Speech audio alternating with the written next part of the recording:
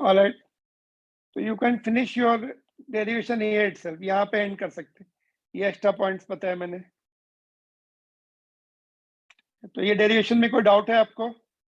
बोलिए. Things are very clear. Derivation can be done easily. We need the three forces यहाँ पर. One is the weight mg, another is the Stokes force, another is the buoyant force. ये दोनों अभी हमने पढ़े. Weight, you know, mass into acceleration due to gravity, and which is mass is equal to volume into density होता है ना. Mass is equal to volume into density. तो यहाँ पे हमने चेंज किया मास की वैल्यू वॉल्यूम इनटू डेंसिटी. तो ये डेंसिटी क्या है? ऑब्जेक्ट की डेंसिटी. ये सर सिग्मा क्या है? सराउंडिंग की डेंसिटी है. ईटा क्या है? What is eta?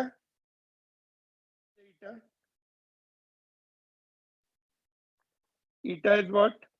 Coefficient of viscosity of surrounding. तो रेडियस ऑब्जेक्ट की रेडियस है और ऑब्जेक्ट की डेंसिटी है, सराउंडिंग की डेंसिटी है, सराउंडिंग की विस्कोसिटी है. तो 4 and 5 g. We have the 5 terms and 2 constant. 2 means 2/9 है and other terms are there. So many terms are there in this. You have to remember this formula in any case.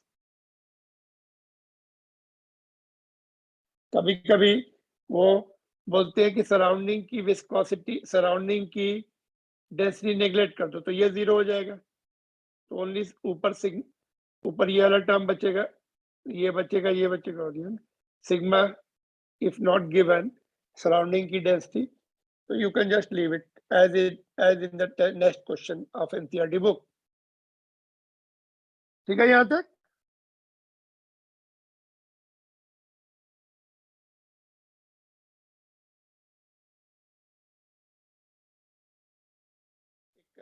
एक scientist है, Millikan's oil drop experiment. well known experiment done by the Millikan. उसने charge calculate किया था, electron का charge terminal velocity से उसने calculate किया था. This he used this relation to find out the charge on the charge is quantized.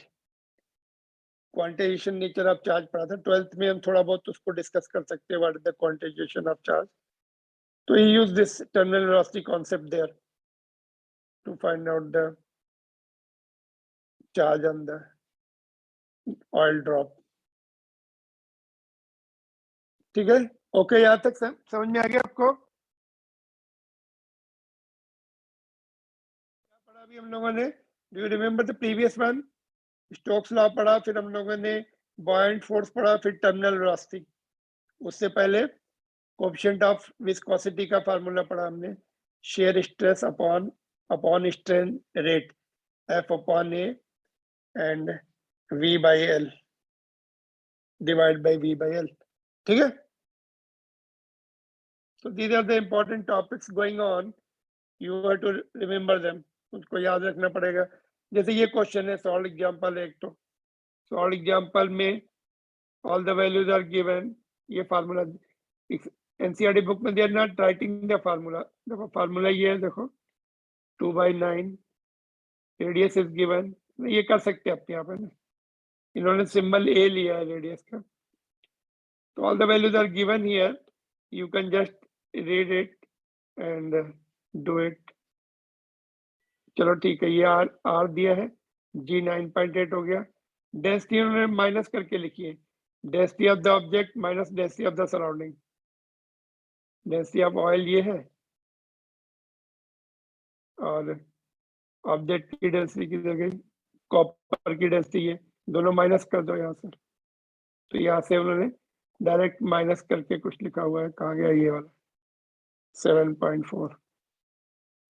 ईटा निकालना है और टर्मिनल वेलोसिटी दी हुई है. ठीक है, तो ये कर सकते हैं. ये नेक्स्ट क्वेश्चन एक्सरसाइज का देखते चलिए. Let's do the exercise question. देखते हैं. 10 चैप्टर का 10 क्वेश्चन था ये solve example. Let's do the exercise question. देखो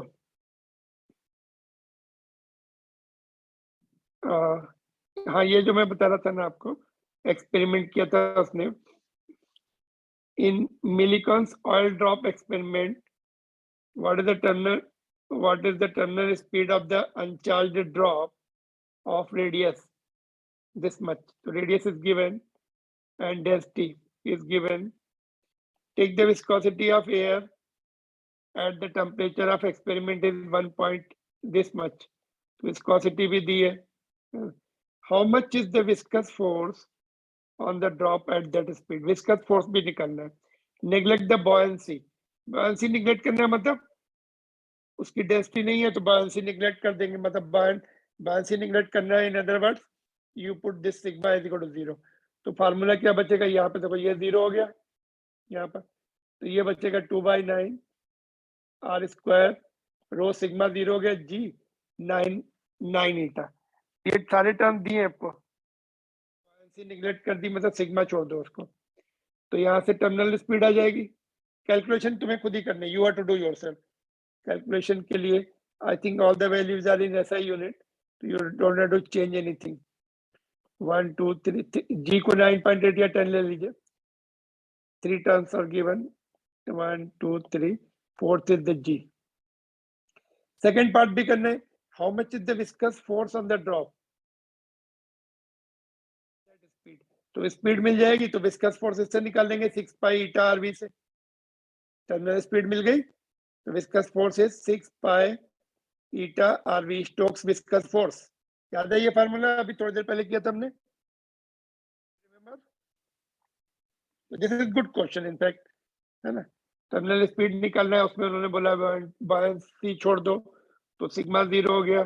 फिर आपको विस्कस फोर्स भी निकालना है तो स्टोक्स लॉ से निकालेंगे. Can you do it?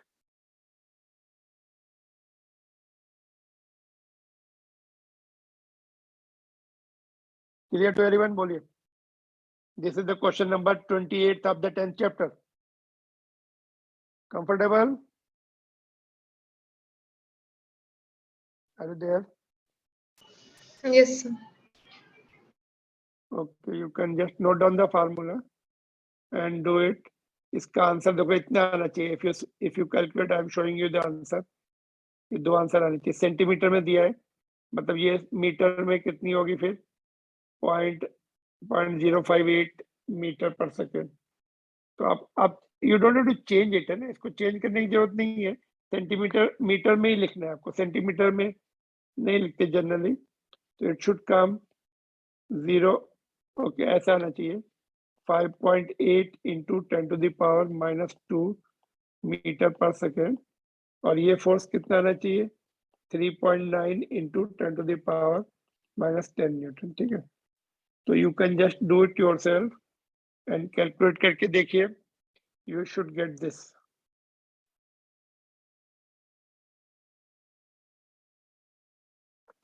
ठीक है, तो this is the question of textbook.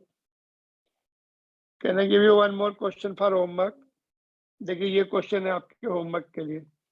थोड़ा सा let me hide something.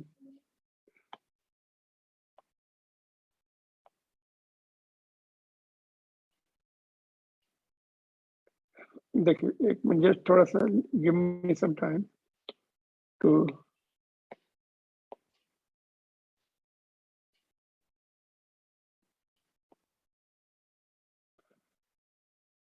देखिए. If you read the question, this can be good question for competitive examination also. देखो, 8 identical raindrops moving down with the terminal speed of 2 meter per second joined together to form the big drop. Find its terminal velocity. जो छोटी छोटी drop join होके बड़ी drop बन गई, तो उसकी टर्मिनल वेलोसिटी निकालनी है. जो छोटी ड्रॉप है उनकी 2 थी. 8 ड्रॉप ज्वाइन होके एक बिगर ड्रॉप बन गई, उसकी निकालनी है टर्मिनल वेलोसिटी, है ना. तो जो छोटी ड्रॉप है उनका रेडियस r ले लो. बिगर बिगर ड्रॉप है उसका कैपिटल आर ले लो, छोटी ड्रॉप का स्मॉल आर ले लो और बिगर ड्रॉप का कैपिटल आर ले लो। तो दो इक्वेशन बना के डिवाइड कर दो, बाकी टर्म तो सब कैंसिल हो जाएंगे। देखो सेम मीडियम में वो गिर रही है ना, तो जब हम डिवाइड करेंगे दो इक्वेशन बना के, ओके ये जो फार्मूला है कहाँ गया इधर, तो ये 2 कैंसिल हो जाएगा, 9 कैंसिल हो जाएगा, एयर की कोएफिशिएंट ऑफ विस्कोसिटी भी कैंसिल हो जाएंगी, डेंसिटी भी चेंज नहीं हो रही, जी भी कैंसिल हो जाएगा। तो तुम्हारा दो इक्वेशन बचेंगी, v1 by v2 will be r1 by r2 का स्क्वायर। तो बाकी टर्म सब कैंसिल हो जाएंगे बिकॉज सेम मीडियम में रेनड्रॉप्स आर फॉलिंग। तो दोनों जो r1 रहेगी वो इस छोटी ड्रॉप की रेडियस रहेगी और r2 रहेगी बड़ी ड्रॉप की रेडियस रहेगी। आप r1 एंड r2 को रिलेट कर सकते हैं तो आपका आंसर आ जाएगा।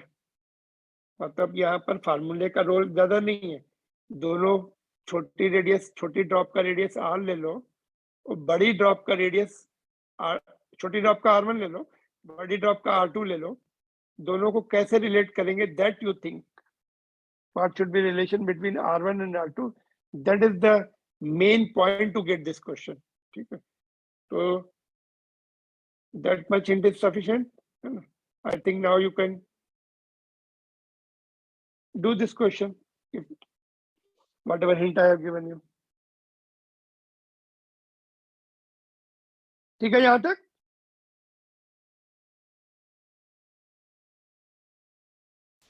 Yes, sir. Tomorrow we'll do this।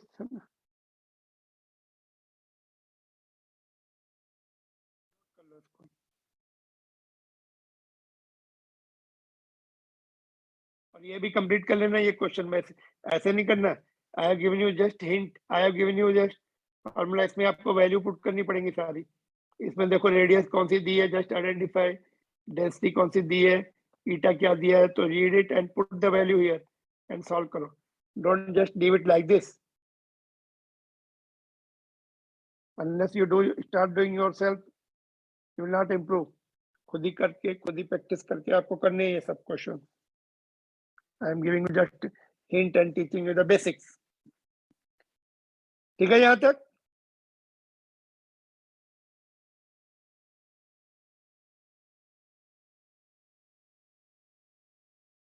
Moving further, see what is the next one।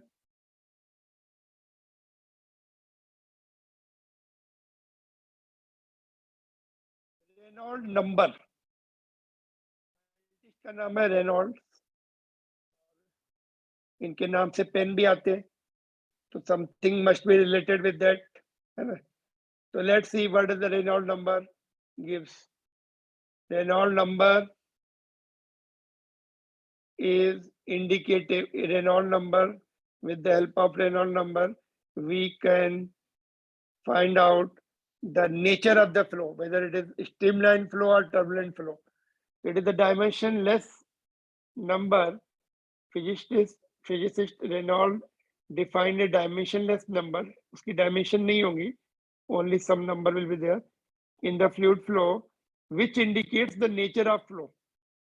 Reynolds number indicates the nature of flow। It is useful in designing the aeroplanes, ships, submarines, racing car, etc. In that cases, it plays the important role। And let's see what is the formula and how it indicates the nature of flow।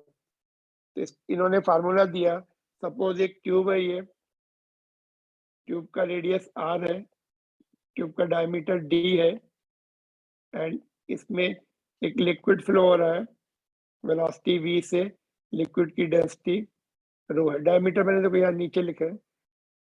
तो Reynold number is given by density of the liquid flowing, its velocity, diameter of tube and its viscosity. Liquid की जो viscosity है divided bye viscosity of the liquid. ठीक है, तो d is the diameter of pipe. इसकी dimensions क्या रहेंगे, 0 0 0, because हमने ऊपर ही लिख दिया डायमेंशनलेस। आप इनकी डायमेंशन पुट करो, सब डायमेंशन कैंसिल हो जाएंगी and it is dimensionless unitless. ठीक है, तो रेनॉल्ड, अभी नंबर कैसे पता लगेगा स्ट्रीमलाइन है कि टर्बुलेंट फ्लो है? उसने नंबर दिया, फ्लो इज द स्ट्रीमलाइन और laminar for RE less than 1000 से कम है तो it will be streamline flow and no turbulence involved in this, and it is also called laminar flow. The flow is turbulent beyond the Reynolds number 2000. 2000 से ऊपर है तो flow turbulent होगा, zigzag flow होगा, streamline will cancel each other, it will cross each other and there will be loss of energy in that. अगर zigzag flow होता है तो एनर्जी लॉस भी होती है. There is a loss of energy which should not be there in the fluid flow. Loss of energy involves that heating up of the system will be involved. That system will not work properly. Okay? And their speed, in case of aeroplanes and all, aeroplane में अगर air is hitting it zigzag, so there is a loss of power, loss of energy, heating up. So there should be streamline flow around it, है ना? So designing should be according to that. So beyond 2000 के beyond है तो turbulent, less than 1000 है, and in between the flow becomes unsteady for Reynolds number between 1000 and 2000. थोड़ा unsteady means it may be streamline or may convert into the turbulent flow in between. है ना, 2000 तक it may go, वैसे तो 2000 तक it may go streamline, but अगर कोई सामने obstruction आ गया, है ना, or some other region, it may turn into turbulent flow. But beyond 2000, it will be turbulent because it also depend upon the speed. If speed goes up, number goes up, है ना, ये तो number speed ज्यादा बढ़ने से फिर turbulence हो जाता है उसमें, it loses its streamline flow. So beyond 2000 तो है ही, but up to 2000 it can be streamlined. You can just, if everything is in favor, तो up to 2000 it can be streamline flow.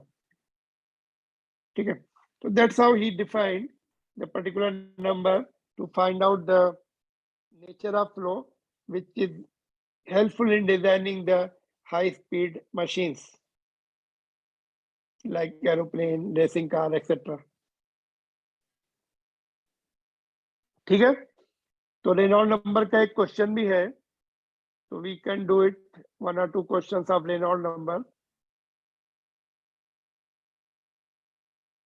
No problem. Again, there's no derivation involved here. You have to remember the formula as it is. Rho Vd upon eta 4 quantities है इसमें. It will be given to you all the terms. You have to put the value and all the terms will be given to you directly or indirectly. है ना, तो आपको value put करके number निकालना है और नंबर निकालने के बाद आप बता सकते हैं कैसा फ्लो होगा, या फिर आपको फ्लो रेनॉल्ड नंबर दे देंगे तो one of the terms can be found out. ठीक है, नो प्रॉब्लम हियर.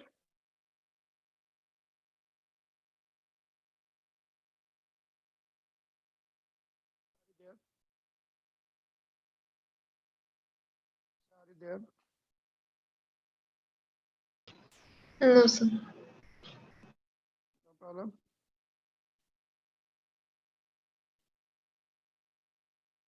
Noted.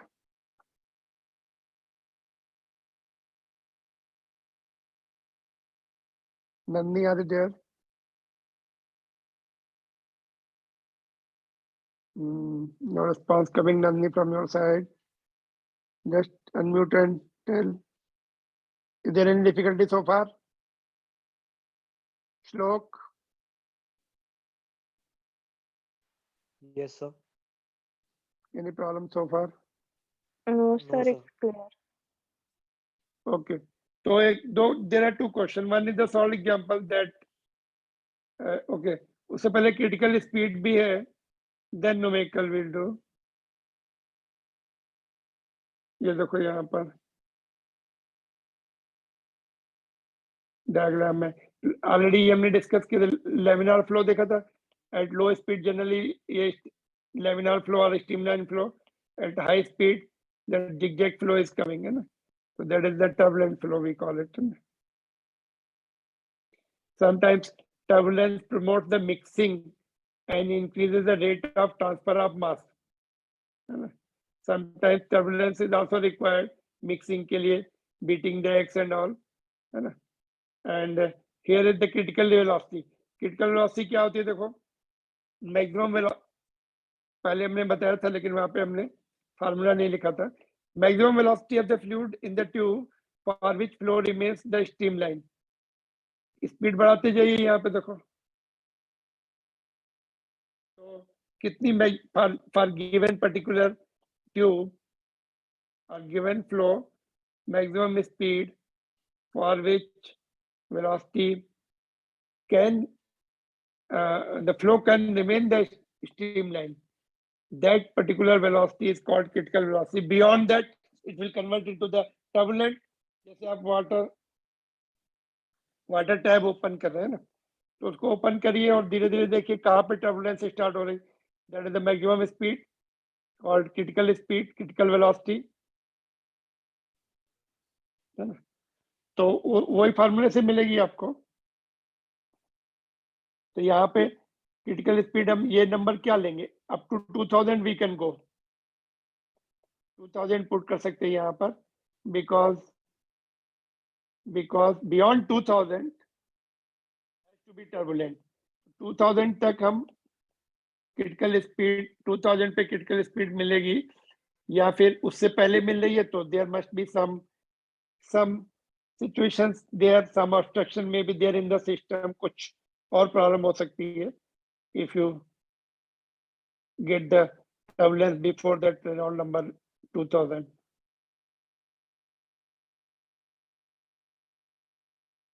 ठीक है. Turbulence dissipates kinetic energy in the form of heat. Racing car and planes are designed to minimize the turbulence. Racing car और जो aeroplane है, turbulence should be minimum there, otherwise heat can be damaging for their movement. ठीक है. तो critical speed का ये formula इसी से है. देखो यहाँ पर, can we see this formula here? यहाँ पर v इसको इधर ले जाओ और रो एंड डी को नीचे भेज दो. रो एंड डी नीचे, यस, और ये इधर आ गया. क्रॉस मल्टीप्लाई करके v के लिए सॉल्व किया. v की मैक्सिमम लिमिट यहाँ पे 2000 ले, सॉरी re की मैक्सिमम लिमिट 2000 ले सकते हैं, नथिंग इज मेंशन.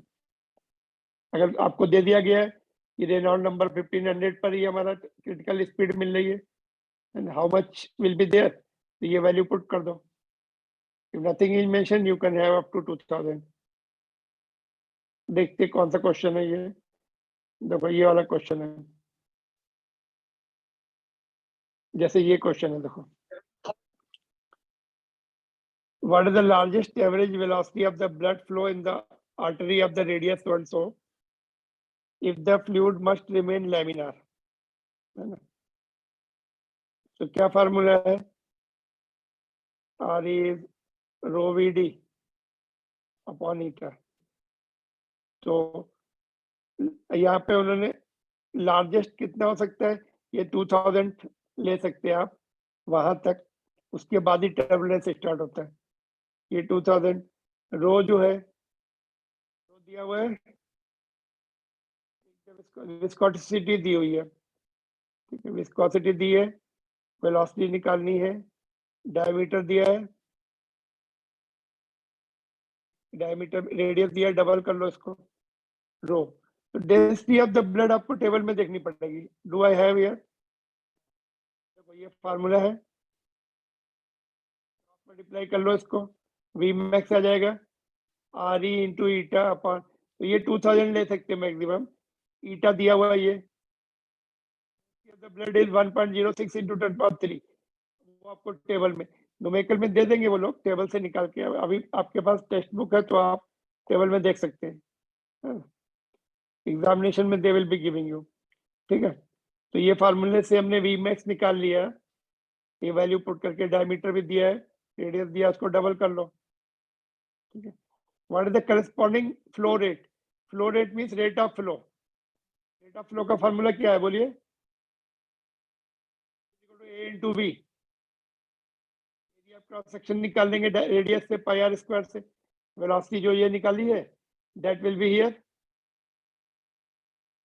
ये दोनों फार्मूले आप यूज करो। ये just let me bring it down, you can you एक मिनट होल्ड ऑन, इसको भी खुद सॉल्व करो। ठीक है, डेंसिटी ऑफ द ब्लड यहाँ पे मैं लिख देता हूँ। Density of blood is 1.06 into 10 to the power 3।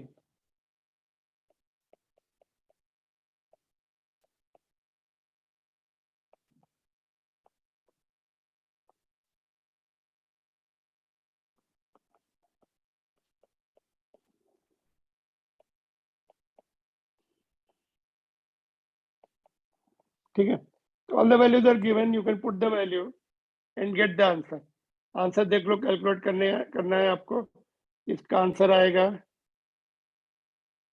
0.98 metre per second और रेट ऑफ फ्लो का आंसर आएगा 1.24 into 10 to the power -5 metre cube per second.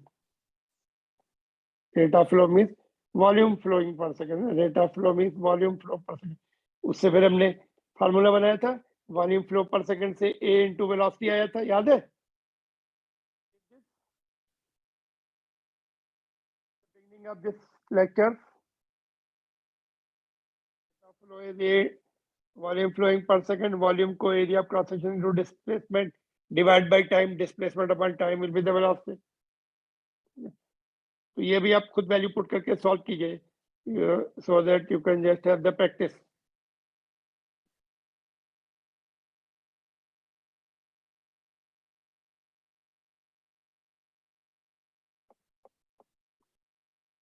ये सब विस्कोसिटी आपको ऐसा यूनिट में दी है, सीजीएस में दी होती तो सपोज पॉइस दिए तो क्या करना है, ऐसा यूनिट में कैसे कन्वर्ट करना है बोलिए? 0.1 से मल्टीप्लाई करके ऐसा यूनिट पास्कल सेकंड में कन्वर्ट करते हैं, if it is given in poised which is the CGS unit. ठीक है, यहाँ तक ओके है कि नहीं? Number is clear? Dimensionless quantity, it indicates the nature of the flow, it is equal to rho vd upon eta, है ना? Reynold pen आते हैं, दैट इंडिकेट्स कि पेन बहुत अच्छे चलते हैं ना, अच्छा रेनॉल्ड के पेन स्ट्रीमलाइन फ्लो रहता है, उसमें लीकेज वीकेज तो नहीं होती। तो बहुत सारे पेन आ गए, earlier they used to be the only pen, Reynolds pen, बाकी कोई कंपनी नहीं थी लॉन्ग बैक।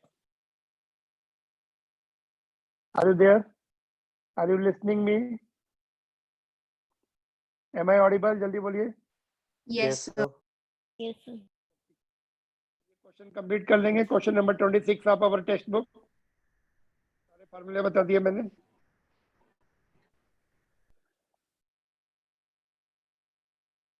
नेक्स्ट चैप्टर जो है, नेक्स्ट टॉपिक जो रहेगा surface tension.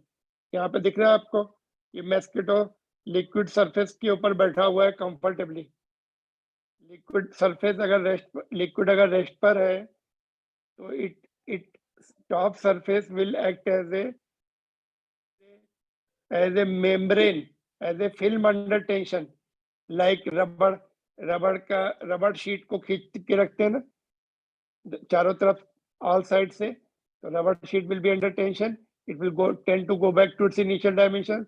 Similarly, due to intermolecular forces and forces between the liquid and surrounding molecules, there is the tension on the surface of the film, surface of the liquid, called surface tension. So surface tension की वजह से that mosquitoes can lay their eggs on the surface of the liquid and they can float, and water is in the shape of the drop. Small quantity of water is converts into droplets because of the phenomena called surface tension. Surface tension का next topic है, we are going to do it tomorrow, but इसके example मैं बता रहा हूँ। Small liquid drops are round in the shape oil rises in the cotton wicks, water rises in the trees. Water जो है ground से top of the tree is rising due to the surface tension phenomena.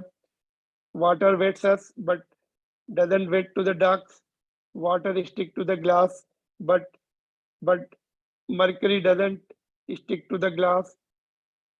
And hair of the paintbrush doesn't cling together when dry, but अगर paint brush को पानी में डाल दो तो because of surface tension phenomena they come closer, cling each other. तो sir word use is cling, CLING. कहाँ गया? Means bind together. पानी में डाल के बाहर निकालो तो उसके hairs जो है they stick to each other because of the surface tension phenomena. Surface tension phenomena is the one in which liquid surface will tend to decrease its volume. So therefore round drops हो जाती है ना. So these are the example in day-to-day life of surface tension, which is the topic we are going to do it tomorrow. ठीक है, कल करेंगे surface tension का. That's all today. Any difficulty, any point you have missed? बोलिए. Last one was what? Reynolds number. कुछ doubt है क्या Reynolds number में?